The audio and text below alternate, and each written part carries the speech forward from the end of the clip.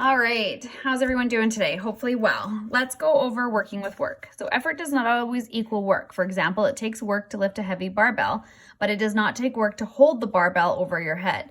In either case, you would say you were working hard, but for work to be done, the object must move. Okay, this is important, you guys.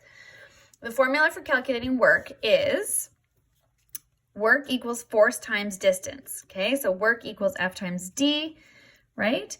When working with this formula, remember that work is measured in joules, force is measured in newtons, distance is measured in meters. 1 joule is equal to 1 Newton meter. So 1 joule is equal to 1 Newton meter.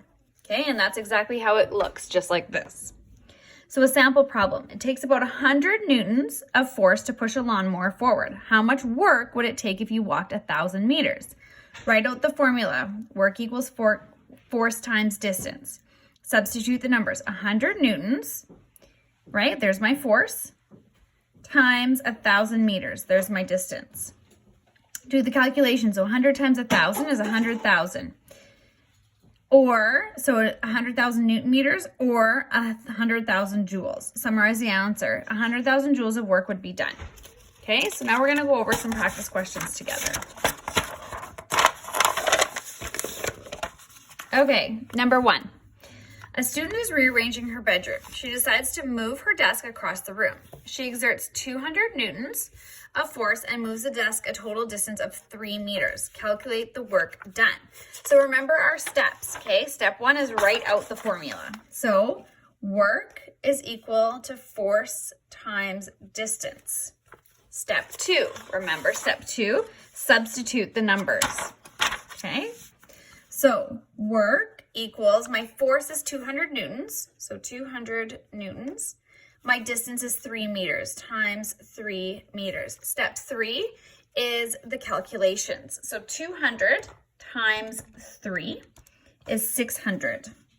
So work is equal to 600 Newton meters or 600 joules. Remember that they're one of the same, okay? So then step 4, write it out in a sentence. She would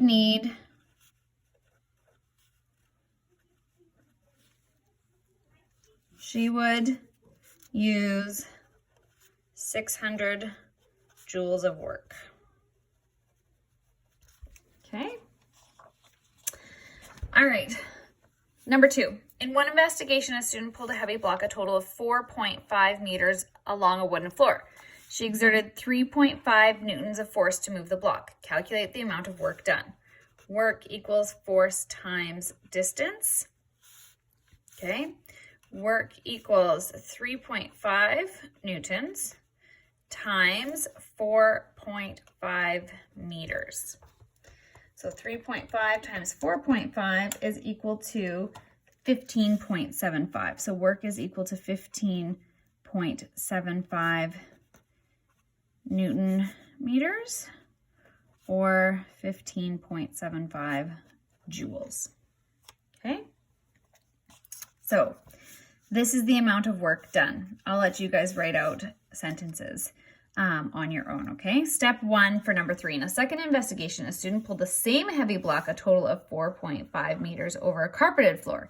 This time it required 6 newtons of force to pull the block. Calculate the amount of work done. So again, we have work equals force times distance. Work is equal to 6 newtons times 4.5 meters. So we've got 6 times 4.5, which is 27 joules. Okay, and notice how I'm simplifying it. I'm not doing the Newton meters or the joules. I'm simply just doing joules. Okay, so 27 joules of work was done. Okay, and last but not least, in a third investigation, a student pulled the same heavy block a total of 4.5 meters. This time it was over a tiled floor.